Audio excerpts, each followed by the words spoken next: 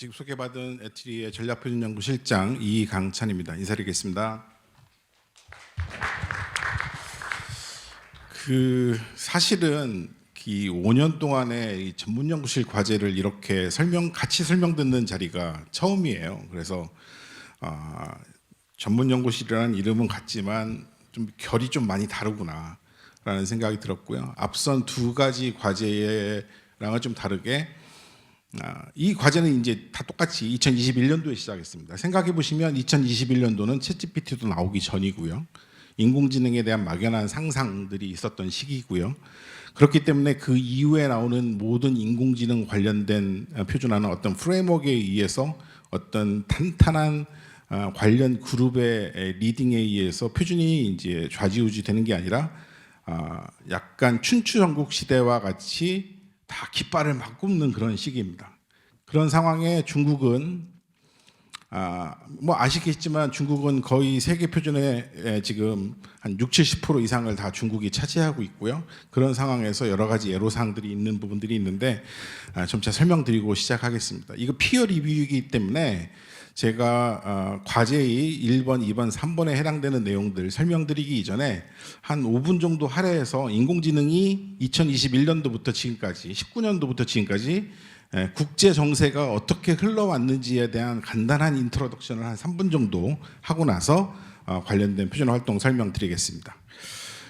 인공지능은 2019년도에도 그랬어요. 새로운 성장의 돌파구다. 그래서 정부 정책들이 많이 들어섰고요.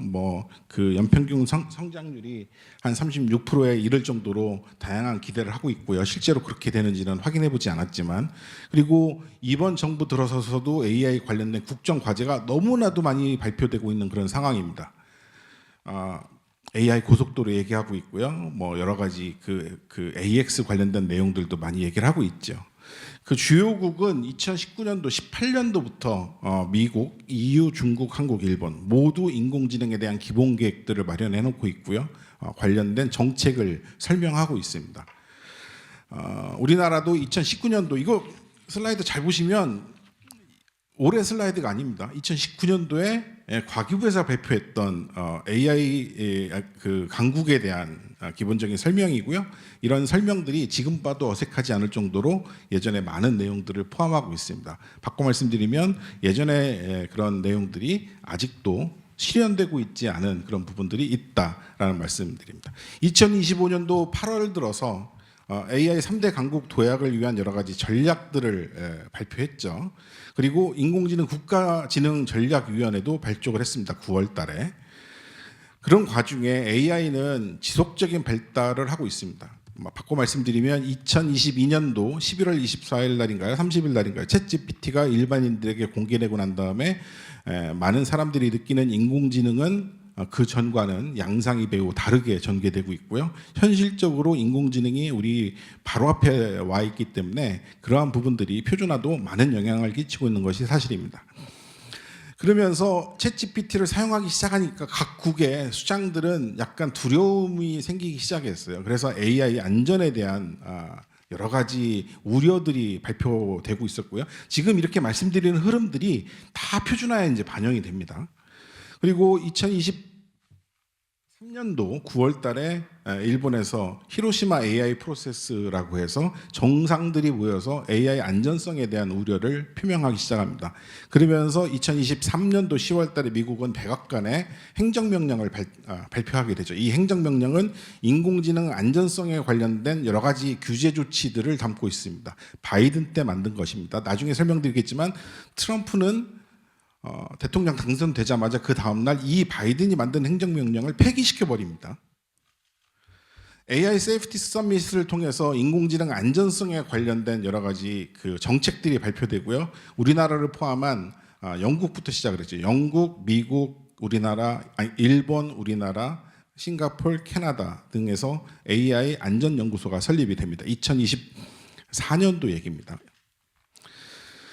우리나라도 2024년도 11월 달 1년 됐죠. AI 안전연구소가 설립됐고 EU는 이제 법을 만들기 시작했습니다. 2024년도 10월 얘기고요. 2024년도 12월 달에는 우리나라도 인공지능 기본법이 만들어지고 시행을 지금 앞두고 있는 상황이고요. 거기에 인공지능 기술의 표준화도 지금 언급을 하고 있습니다. 14조예요. 아까 말씀드린 대로 올 1월 21일 날 트럼프가 당선되자마자 AI 안전 관련된 행정명령을 철회시켜 버리고요. 그 다음에 바로 행정명령 철회시키고 스타게이트 프로젝트를 발표합니다. 718조를 투자하겠다고 하고 우리나라도 과기정통부에서 AI 컴퓨팅 센터 만들겠다고 올 초에 발표를 합니다. 바야흐로 각 세계들이 인공지능의 여러 가지 선점에 챗GPT 이후에 서비스 선점이 아니라 인프라 선점으로 바뀌어가고 있는 시점이 올 1월 달이었습니다. 그러면서 딥시크 나오면서 세계는 또 한 번 충격에 빠졌고요.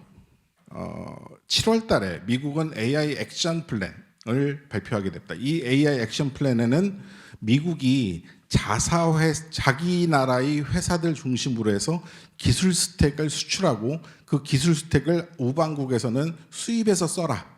소버린 AI 만들지 마라. 그런 얘기입니다. 그리고 중국은 3일 뒤인 7월 26일 날 AI 거버넌스 전략을 발표합니다. 상하이에서.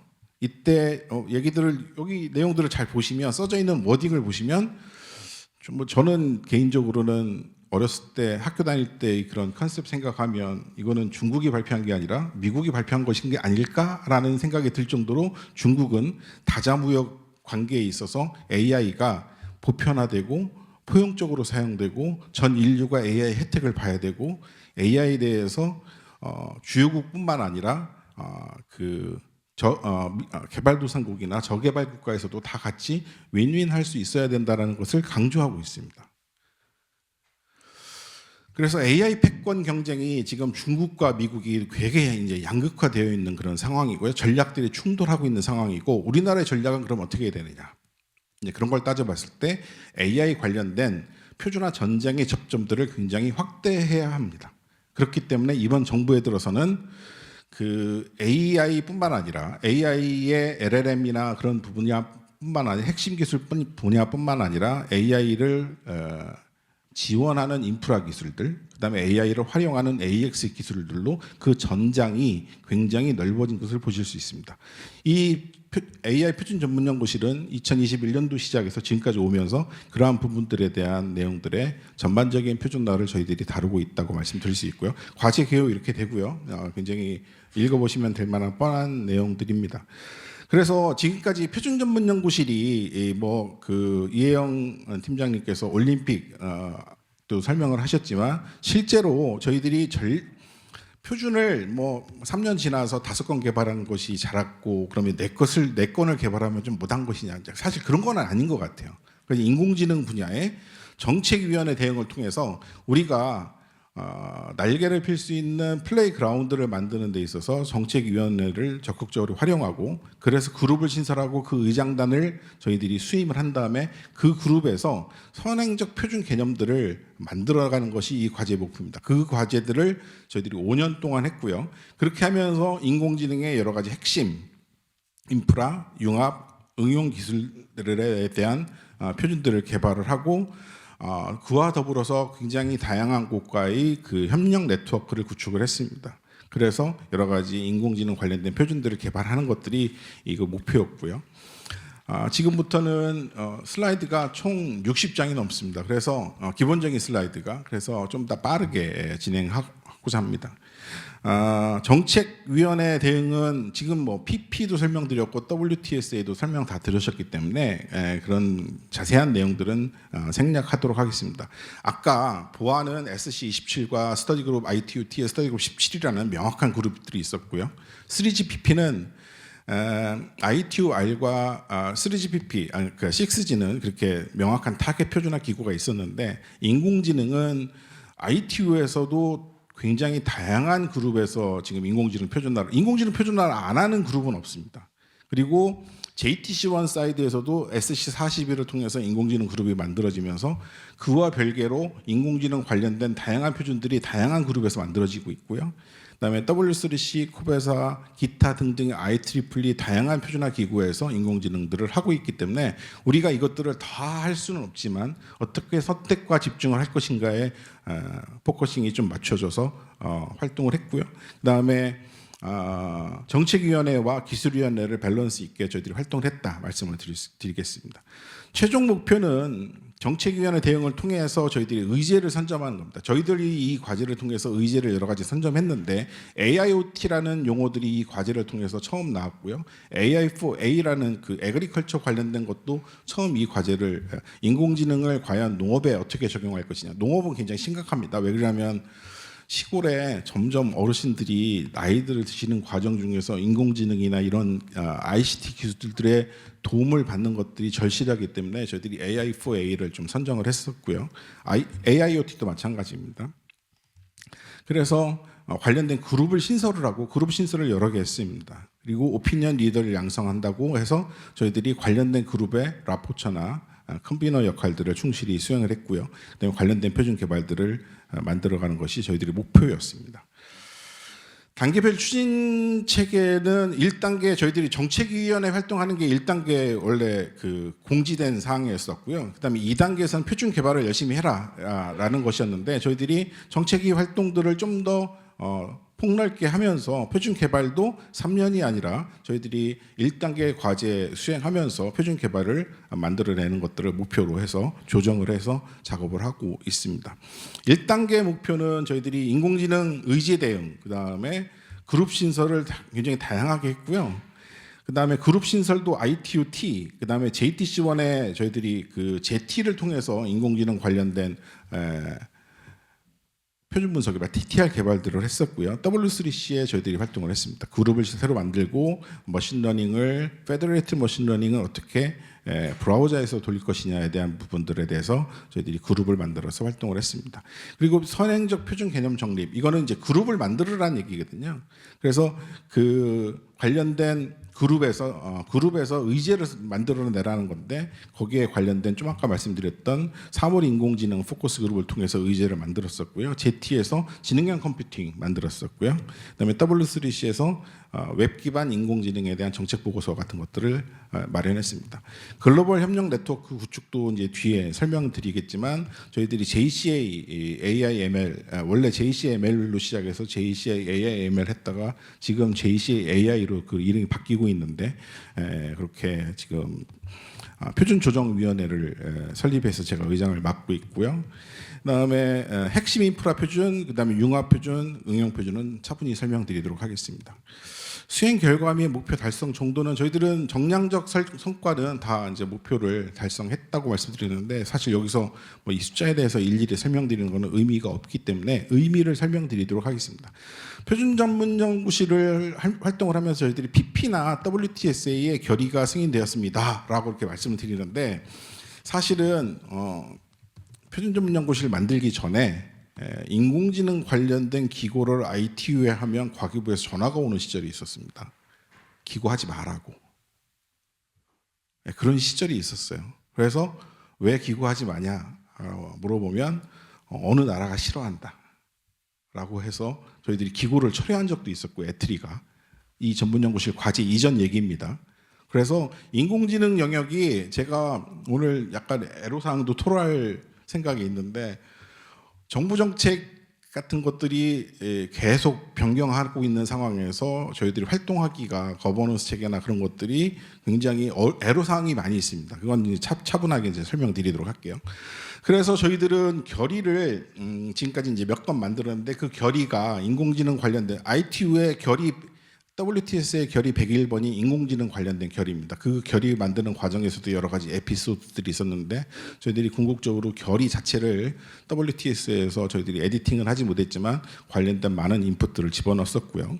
그다음에 그 WTSA 말고 PP에서도 우리나라 최초로 PP 결의들을 이제 만든 바가 있습니다. 그다음에 그 WTSA 24에서 그 AI 이게 이제 좀 전에 말씀드렸던 AI 결의인 결의 101번인데 이 결의 101번에는 인공지능 활동 관련된 기능을 촉진하기 위한 내용들이 이제 포함되어 있습니다. 이 결의가 없었을 때는 그러면 어떻게 되느냐? 이제 그게 가장 중요한 건데 결의가 없었을 때는 인공지능을 표준화하겠다고 하면 미국, 영국, 캐나다, 일본들이 다 반대를 합니다. 왜 그 인공지능 관련된 표준을 만들려고 하느냐? 그런데 결의가 만들어지고 난 다음에는 왜 만드는지에 대한 내용들은 그 다음에 묻지 않습니다. 이게 인공지능뿐만 아니라 표준 전문 연구실의 목표고 그렇게 플레이그라운드를 만들기 위한 디딤돌 역할들을 전문 연구실에서 해달라 그렇게 요청한 것으로 저희들은 해석하고 활동을 하고 있습니다. 그래서 WTS의 최초의 결의 관련된 디지털 전환 촉진하는 인공지능 기반으로 하는 그런 결의도 저희들이 만든 바가 있고요. SC42에는 많은 분들이 이제 SC42가 인공지능의 핵심 표준들을 개발하는 것으로 알고 계신데요. SC42에서 저희들이 인공지능 데이터 품질 표준 그 ISO IEC 5259-1번 이라는 표준인데 이 표준을 저희들이 에디팅을 맡아서 표준을 작년에 2024년도에 완료를 했습니다. 그다음에 데이터 교환 프레임워크, 실제로 인공지능에서 스테이크홀더들끼리 인공지능 데이터들을 어떻게 교환할지에 대한 그런 부분들도 저희들이 표준을 만들었고요. 아까 말씀드렸지만 AIoT, 사물 인공지능 시스템에 대한 요구사항 표준도 저희들이 만들어서 승인을 했습니다. 그리고 W3C에서는 Federated Learning에 대한 Correspondence 그룹을 저희들이 만들어서 CG 커뮤니티 그룹을 만들어서 그 커뮤니티 그룹에서 저희들이 리딩을 해서 관련된 리포트를 W3C에 한 바가 있고요. 그다음에 VISS라고 해서 코베사가 있습니다. 이 코베사는 그 자율주행 관련된 중요한 표준화 기구인데 여기에서 인공지능 관련된 VISS 스펙을 저희들이 만든 바가 있습니다. 그 JTC1의 AG2에서는 지능형 컴퓨팅이라는 것이 무엇이고 거기에 인텔리전스한 포인트들이 컴퓨팅 관점에서 어떠한 것들이 있다는 것을 저희들이 TTR로 만들어서 2024년도에 발표한 바가 있고요. 네, 이거는 설명 자료입니다. 그다음에 사물인공지능 관련된 포커스 그룹 통해서 선행적 표준 개념 정립 다 비슷비슷한 얘기들이 다시 반복됩니다. JCA라고 해서 ITU나 JTC1이나 뭐 기타 사실 표준화 기구 내에서 여러 가지 인공지능 표준들이 개발되는데 그것들에 대한 코오디네이션이 안 되고 있습니다. 그래서 그런 코오디네이션을 하기 위한 그룹을 제가 맡아서 2023년도부터 활동을 해서 지금 진행 중에 있습니다. 아까 연합학습 말씀드렸고요. 그 다음에 포커스 그룹, AI4A의 애그리컬처에 대한 포커스 그룹 만들어서 관련된 기술 보고서 만들었고요. 저희들이 의장 수임하고 영향력을 확대할 수 있도록 기반을 닦아놨습니다. 최종적으로 여기서 설명드리지 않았지만 저희들이 의장단이 아니기 때문에 지난번에 스터디그룹 20회의할 때 ITUT의 스터디그룹 20회의할 때 퀘스천 11이 새로 만들어졌습니다. 그 퀘스천 11이 디지털 애그리컬처에 관련된 퀘스천이고 저희들이 이 포커스 그룹을 통해서 만들어 놓고 그 의장단은 뭐 그 다른 나라 그 저개발 국가의 의장단을 양보한 상황입니다. 국내에 회의도 여러 번 유치를 했습니다. 저희들이 AI4 구에서 발표를 하기도 했고요. ITUT에 AI4A에 관련된 워크숍과 회의도 주재를 한 바가 있고요. 그다음에 호주 국립대하고 인공지능 관련된 표준화 협의체 운영을 저희들이 한 바도 있습니다. 그리고 다른 나라에서 굉장히 그 양자 회담 같이 요청을 많이 했었는데 저희들은 호주의 정부와 같이 국제 표준화 협의를 해서 WTSA 대응을 공동으로 하자라는 논의도 한 바가 있고요. 여기서는 또 앨런 튜링 연구소가 에트리를 방문해서 저희들이 회의를 같이 했습니다. 이 영국의 그 MSIT에 해당되는 우리나라 과기부에 해당되는 그런 부처들과 같이 와서 인공지능 핵심 기술과 그다음에 표준에 대한 교류를 통해서 저희들이 영국과 어떻게 좀 같이 해볼 수 있을 것인가에 대한 네트워크도 만들어놨습니다.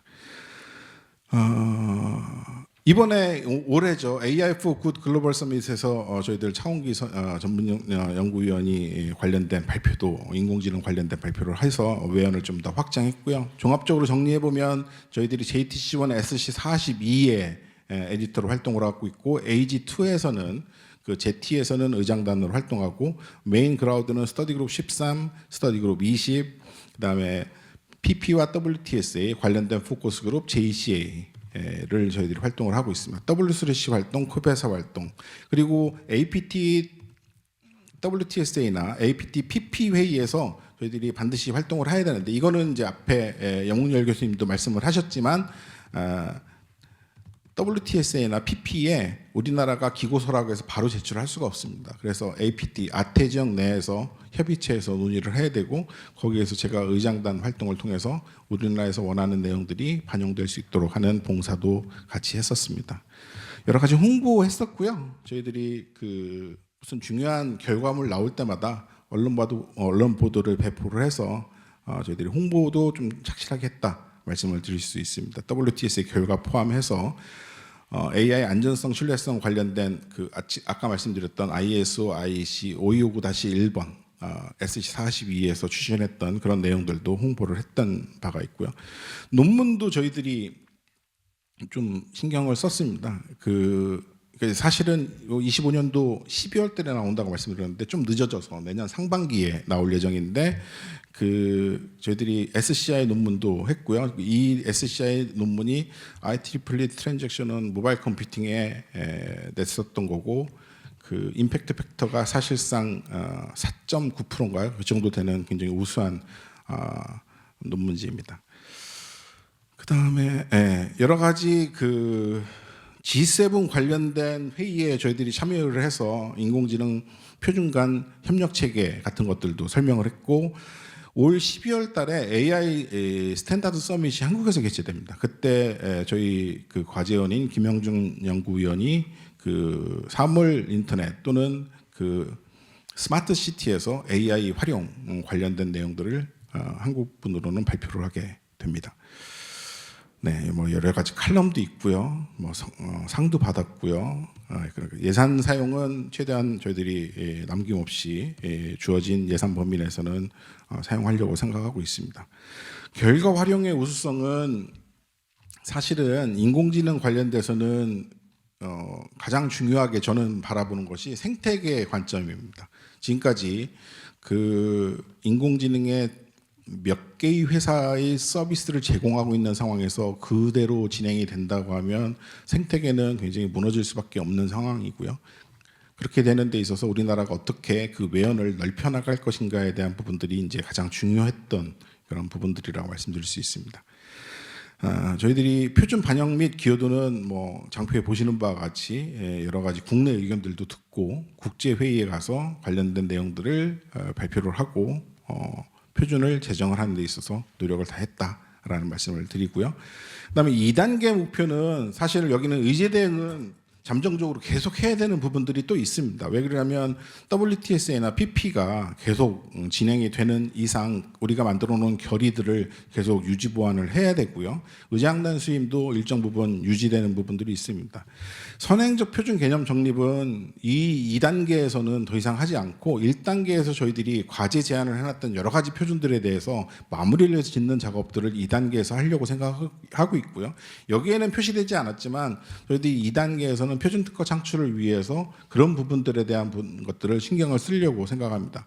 여기서 인공지능 핵심, 인프라 표준, 그다음에 응용 표준 뭐 이렇게 말씀드렸지만 지금 이재명 정부 들어서 인공지능 응용 표준은 실제적으로 AX 분야로 우리가 대변되고 있고요. 인공지능 핵심, 뭐 인공지능 LLM 관련된 내용들이 있고요. 인프라 표준들은 AI 인프라가 또 굉장히 중요한 부분들이라 그런 요소들을 저희들이 다 담을 수 있는 그릇은 갖추고 있고, 실제로 인공지능 관련된 정부정책 변화, 그 다음에 국제정세 변화에 따라서 탄력적으로 대응을 하려고 생각을 하고 있습니다.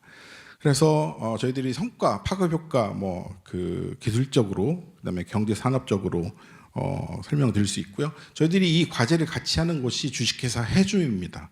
해줌은 태양열 관련돼서 그 재생에너지 관련된 그런 기업이고요. IoT를 기반으로 해서 인공지능을 활용한 에너지 효율 극대화를 추구하는 그런 기업이라 저희들이 기업과도 긴밀히 협조를 해서 작업을 하고 있다라는 말씀드립니다. 네, 여기까지 시간이 많이 오바된 것 같은데 죄송하다는 말씀을 드리면서 발표를 마치도록 하겠습니다.